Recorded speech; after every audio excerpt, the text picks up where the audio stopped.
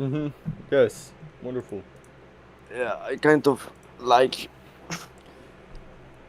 Mashed potatoes thrown on the this grass. place too. Okay, so let's go over the recap. First, the things that we usually do, we typically like to look at our Asia profile. Also, another thing I need to touch on, look at the 4 hour. We have this inversion fair value gap that we tapped down into perfectly. I would have had this, or you're supposed to have the inversions or other PD arrays on the higher time frame marked out on your chart. I typically would use lines like this so it's not as big. Not live. You're not streaming, Guru. Oh yeah, So I'm not You're not streaming. streaming Here, Mantas. thank you for letting me know. Okay, I'll just go over that. So look at this 4 hour fair value gap right here. This is our 4 hour inversion fair value gap. So look at the higher time frame, scale down from there. So keeping this 4 hour fair value gap in mind, just hop on the 15 minutes so we can look at our boxes indicator and look for any type of accumulation or manipulation between lows and highs for Asia, London, and New York, which is where I like to look for power of 3. But we didn't really get any of that, so I just completely threw that aside. And we could see that inversion fair value gap. If it formed past this time, we could see consequent encroachment getting respected. So let's hop on the 5 minute. And you could see right here, straight off the open, we dipped down lower and we pushed up higher, which we had Powell speaking. And Powell speaking, oh, whoa, I went way past it. And Powell speaking today would have brought a lot of uncertainty in the market. But after the low, I guess you can say Judas swing lower, we did have Powell, which ran us up higher. And I didn't see any subs form. I personally would have been taking a turtle soup short here if I would have saw a form, but we did not form it. As we could see, form this little high right here. It's not even turtle soup because we rebalanced this fair value gap. But if we could run up this high again, and if we had a fair value gap in 2 minutes, I would have considered shorting up here just because it's in a premium. We came down and we ran at sell side. After running at sell side and tapping into this 4 hour fair value gap, this would have given me enough confidence to start looking for longs, which I marked out because we were also inside of a macro. Even though the macro says accumulation, I wouldn't have really trusted it. And I will show you. Right here, this is where I most definitely would have gotten tripped up on. We had this mitigation block, which could have been a point of entry, but just I want to touch on this one more time. Running out sell side and tapping into a higher time from PD array. If we had SMT from this high and this low, which I'll check if we did, I don't think we. Oh no, I have it on my other monitor. I'll check for SMT real quick because I didn't really do that. If we had SMT, is this no? It's not. Perfect market maker buy. Yeah. Perfect market. Yeah, Valid just came in here and said it too. Perfect market maker buy model at 11 a.m. power 3. 11 a.m. power 3 right here. Run up this low, run up higher. Mitigation block plus this turtle soup. This is the best point of entry for longs because we already shifted market structure. We had this lower movement. We had these equal highs up here untouched. So this is where we are going to be running up higher. And past this, we could have anticipated a parabolic run, which when we're getting closer to running out the high and we need repricing above highs, this high. If we need a reprice, we usually move really fast and really volatile. So that's exactly what we did. And parabolic expansion, that's exactly what happened, where we ran up higher the entire day, pushing us into a buy program, which it did not look like we got any proper entries off of this the entire time. So it's just accumulation. This could have been considered low resistance liquidity, but we never really retraced back down to it to run it out. So we don't really have any advanced breaker model showing up either. So if we ran down a little bit lower, this is something that goes for the higher time frame. If we ran down a little bit lower and we had this high right here, or if we had this external high right here and we retrace right about to hit it and we form a fair value gap, I'd say like right here, this is the number one place to go for a long entry to anticipate a breaker to form. But this has to be more of an external high. So it's just basically, I'll go into that in the future. But if you've seen the Advanced Breaker Theory ICT 2023 mentorship, that's the model I'm talking about. What else can we go over? Do you have any other questions? I'll stand up for himself. Where did you go wrong? When did you take that? Hold up. Let me see. Oh, okay, I see that. Hey, you gotta keep in mind, if you had this 4 hour fair value got marked out and looked at the 1 minute shift in market structure after running out this low, and you see this already happening, I mean, you could have gotten tricked into it if we retrace into OTE, but look, we're not even close to OTE. When you took that short, we're already past OTE. I don't think, yeah, we're already far past OTE. What is that on? Yeah, we already ran out that low. Hold up, I'm getting 5 minute, okay, that makes sense. Yeah, 5 minute fair value gap. We were already outside of OTE. What happened with the flight? Not much. I see that. Day high. Also, wait, by the way, it's a Wednesday. We're expecting, what was it called? After a run lower. I'm pretty sure you guys already know this by now. We're expecting on Monday a ton of accumulation, manipulation lower, or in the opposing side of where we want to go for Wednesday. Then Wednesday and Thursday is distribution. Today's Thursday. We run up higher. No, I don't like taking. I would not take shorts above OTE. I look for shorts inside of OTE, not above OTE. This is the only time. Anything above OTE, it's disqualified. We are probably going to run up the high. High probability to run up this high.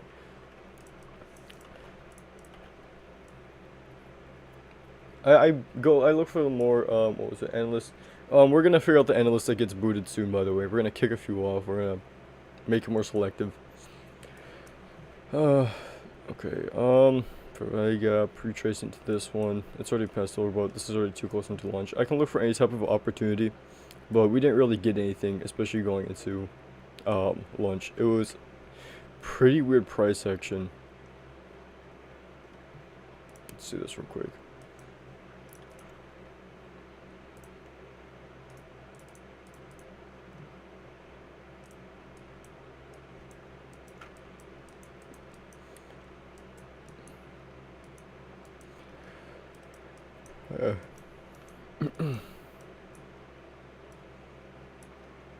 Okay, DXY running lower. That's something that I would like to see. I prefer to see that.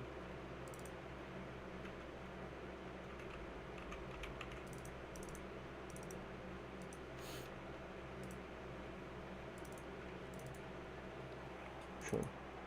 No, yeah. No, the 4-hour inverse fair value gap, it's the big one to the left.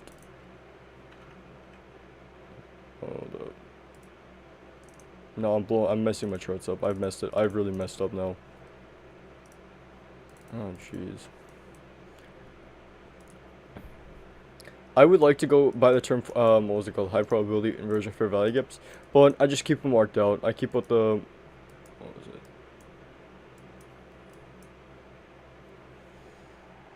it? You did it? Jeez.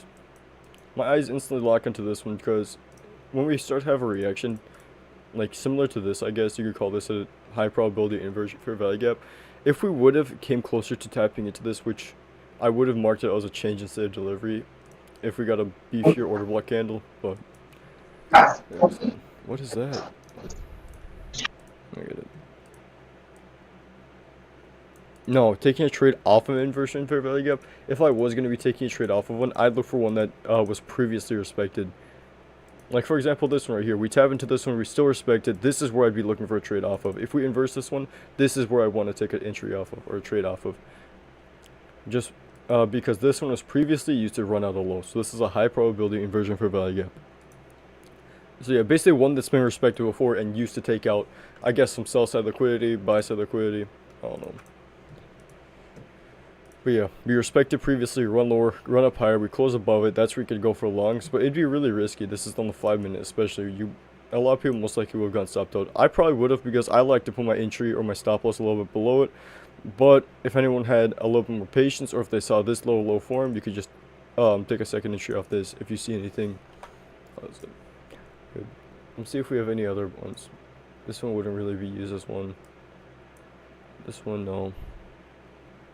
Oh, I usually just do it in an area where we have a ton of up or down close candles. For the volume profile, hold on, I gotta go over that.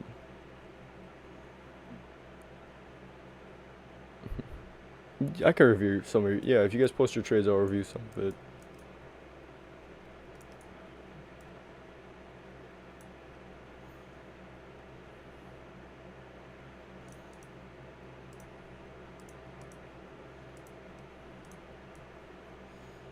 IPTA isn't really something we're going to be looking for a while.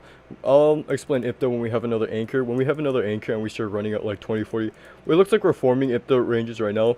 Like when we use a 2040 and 60-day look back, we basically just run out the previous, or whenever we do have the anchor, which is a market structure shift. I'll go back to April actually, because we did have one. April 1st is the anchor, my birthday actually. This is the anchor, and this is the 20, 40, and 60-day look back ranges. For IPTA, and we run out this low, we run out this low, and then we run out this low. That's the IPTA data range. Or that's the most recent example of one when it ran out. I gotta review core content. I'm gonna review it for the third time and go over like a full guide on it. Took the long at premium. Yeah. I mean, long is pretty valid, but yeah, taking a long at premium would have been.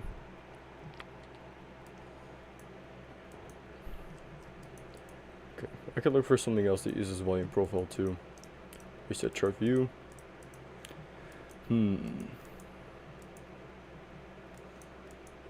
What would I use it for?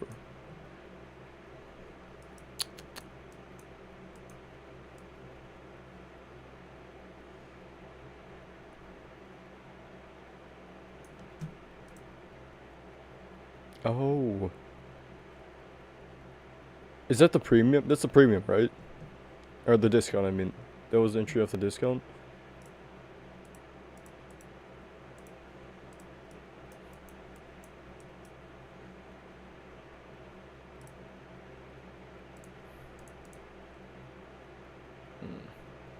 Maybe I tap into it.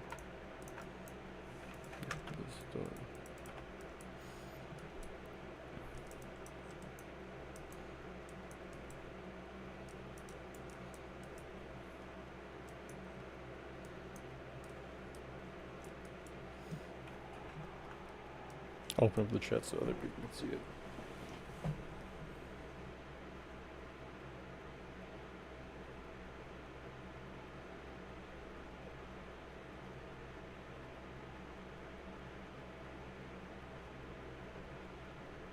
What's up with Tesla? What do you mean Tesla?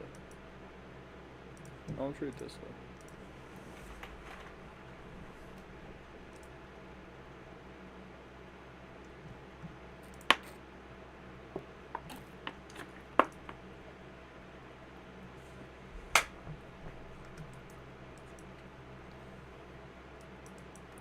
Let's check Ethereum. Look at where we're going on Ethereum. Oh my goodness. I bought down here. I bought more down here. $300 of Ethereum right here. Down at this low.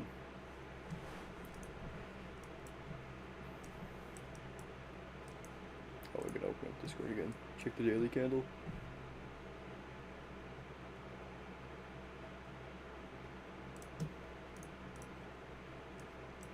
Yeah. Volume imbalance.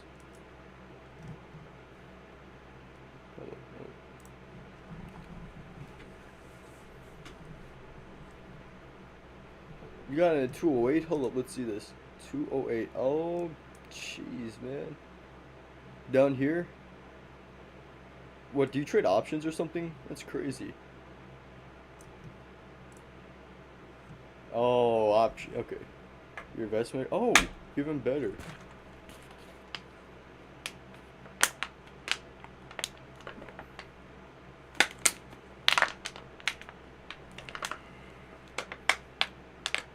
M2 Young. I entered last December. I entered last August for what was it? $1,200 in Bitcoin.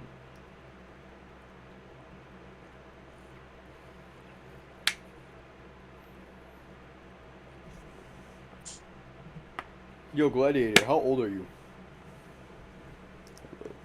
I'll answer when meet you. How old are you? Never mind. I don't know if our value gap is gonna hold or not. Best way to determine it is, if we're currently, I mean, if we're like this, obviously we ran up this low. We're already pushing up higher. We're obviously gonna disrespect this for value gap right here. Even though it's in the premium of our range, we typically look for premium or discount for value gaps to take out. So you can go long or short. I love to look for a premium or discount.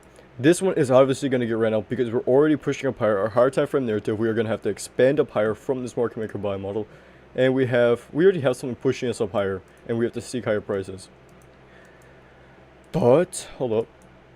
How do we know one is gonna hold? I like to use premium or discount after we tap into, or after we're inside of a higher time frame PD array. That's what I like to see.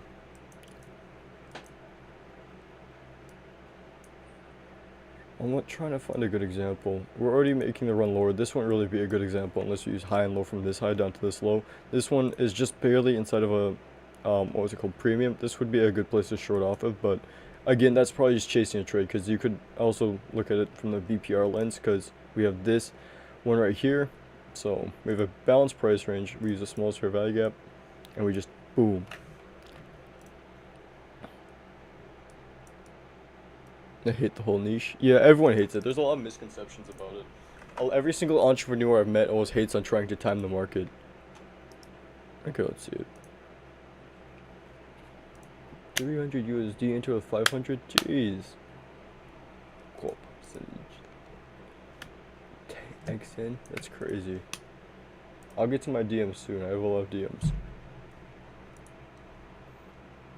Okay, buy Excel. Okay. What else do we have in here? They won't believe it. Bro, I didn't even make that much in 6 months. I've made 20K in the past 6 months. From trading. Mantas, Hmm. how do you determine, like, since we're like right at like all-time highs right now on NQ, right? How do you determine like how high like price will, like, you know, like what will we like river? The best way to determine that is typically using standard deviations like we could have used from this low to this high or the distribution leg. But on the other end, ICT just said you just have to guess where all-time highs is going to be because ICT does not know anything about it, and it's best to just anticipate higher prices every day and just follow Monday accumulation, Tuesday manipulation, just overall quarters happening in the weekly or weekly power 3 and just bet on that. Because we can't really Right. determine where it's going to go up higher. So the best thing to do is just anticipate longs because we usually go a lot higher than we usually would.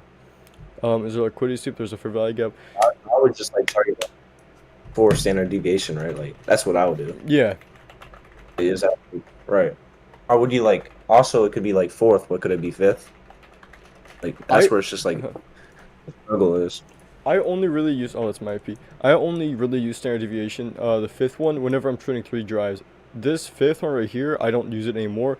This fourth one, though, this is what I trust more than anything. Because when we start closing outside Like of it, maximum expansion. yeah, I call this maximum Maximum expansion. Yeah. Let's see this right here. When we start Bye, Mantas. when we start disrespecting this high Bye, Mantas. or standard deviation right here, and we tap back up into it, even though there's no PDA right here, I like to see us close outside of it with the bodies and just completely respect it.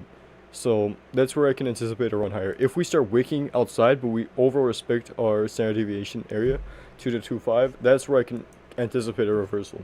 But you can see we disrespected it. Right.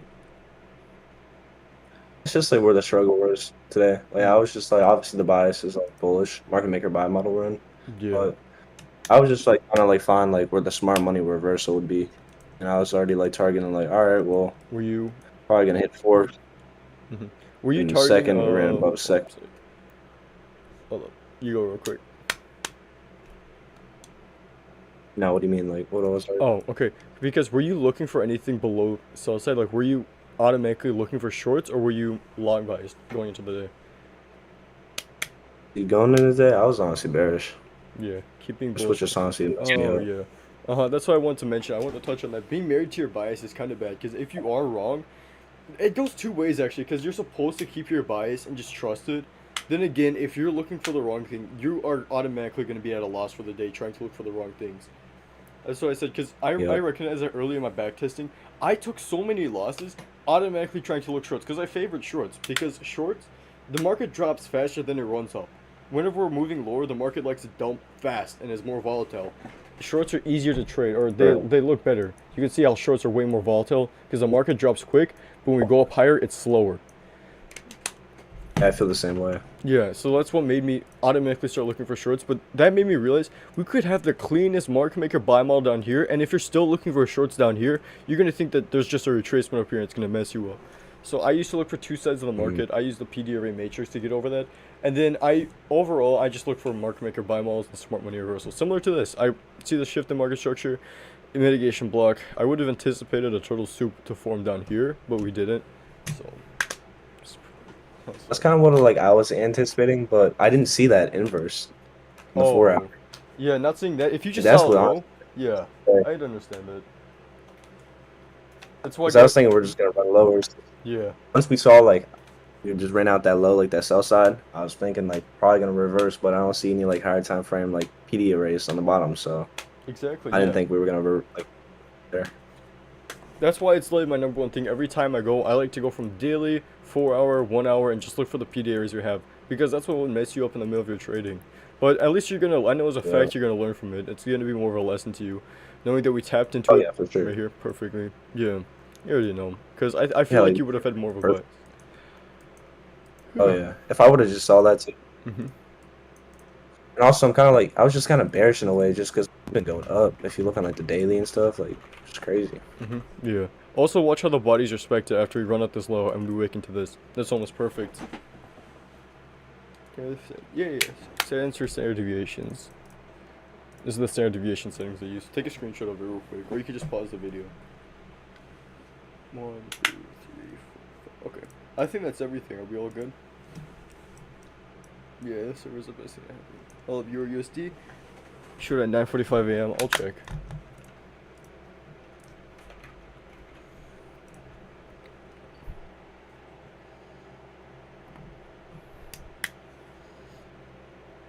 Mm, 45. Okay. You gonna live trade tomorrow? I can't really. I'm gonna be at summer school, but I could be able to. Oh yeah. So, yeah. I could still live trade. I just can't talk. I'd have to annotate and type everything out, but I could still. 9:45 a.m. YouTube video like ICT does. He just like writes it out. You know what I mean? Yeah. If you guys are fine with that, that's good. What did you long here? Gino. This looks like a lot of accumulation. This looks like a ton That's of terrible. accumulation. Okay. I mean, this isn't really 3 drives I'd see from here. I'll look on the 1 minute.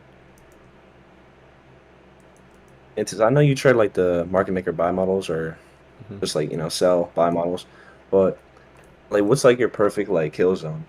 Like, what do you really like trade after like 12, 1, 2, Okay, my or perfect like you times just for trade trading. in? Yeah, I got you. Oh shoot. My perfect times for trading. Okay, sorry, I keep being distracted. Okay, so market maker buy model and sell model. The times I like to trade, is that what you're asking?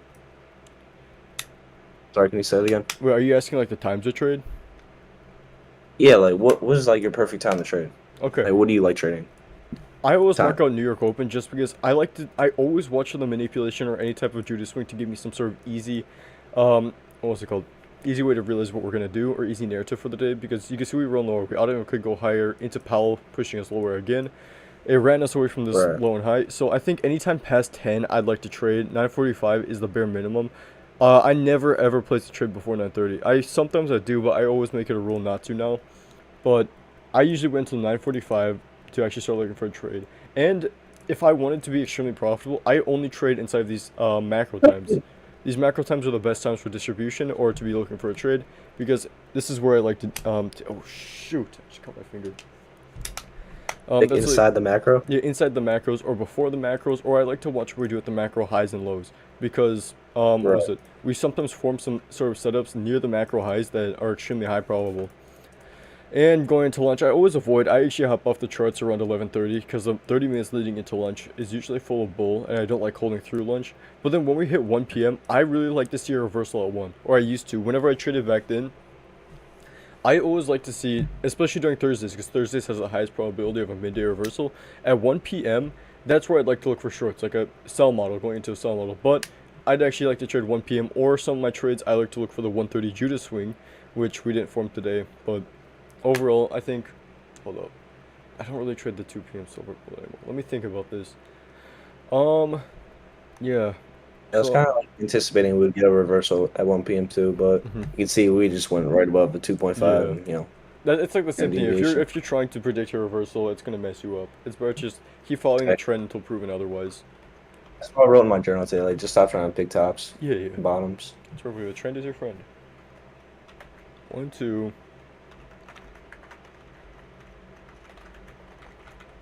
I'm probably not gonna do 2 to 3 though, because 2 is when I'm gonna do the recap. What time is it? Yeah, I should start doing recaps at 3 p.m. New York, so that'd be at 2. So that'd be silver bullet time. So during the recap, we could look for the silver bullet to form, and I just annotate it while doing the Right. recap. That'd be cool. I'll do that then. And right now, I need to refresh my screen time, so I'm expecting my trade to suck for a bit, because what was it? The more you watch the charts, the more you're able to watch the stuff form. It gives you like a skill. It's like your brain gets used to anticipating the stuff to form. Yeah. So yeah, pseudo experience. I haven't had screen time, or I haven't been able to see the charts in a while, so I'm expecting my trade to be bad. You was saying to me like just like place a trade and like kind of walk away. Yeah, You know what I mean? set it Like and forget it. get the off, but like at the same time, like I like watching price action live when I'm in the trade, just because like I can deal with the motion better in a way. Like in a sense, like obviously you're still gonna be seeing the money go up and down, but it's like you're still learning. You know what I mean? Of course. Seeing how price is moving off of like confluences and different things. It's just Mhm. it's better just look back at it. Yeah, we also have SM. Oh yeah, hold up. Yeah. Val just said SMTs during macros also go crazy too. I need my. Oh, it's gone.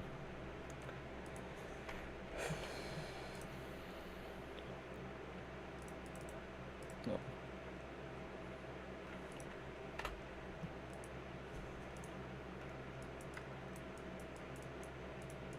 This is really messed up.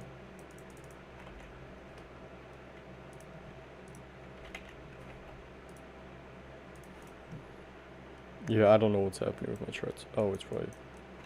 Oh, it's not. My charts are messed up again. I had DXY. I'm just gonna exit out trading view. Although I think I got another mention inside of here. Could I watch you get introduced to crypto? I don't really like to watch anything or anyone for crypto. I just go based off of read the news, see what Congress is gonna do with crypto, I guess, and just long-term holding. I trust in holding crypto long-term. I've never really dived deep into the rabbit hole of it. There's a lot of people that trade crypto like King. They're geeks. I don't like King. I like King, but what was it? He's weird. And he's funny. Okay. Here we go.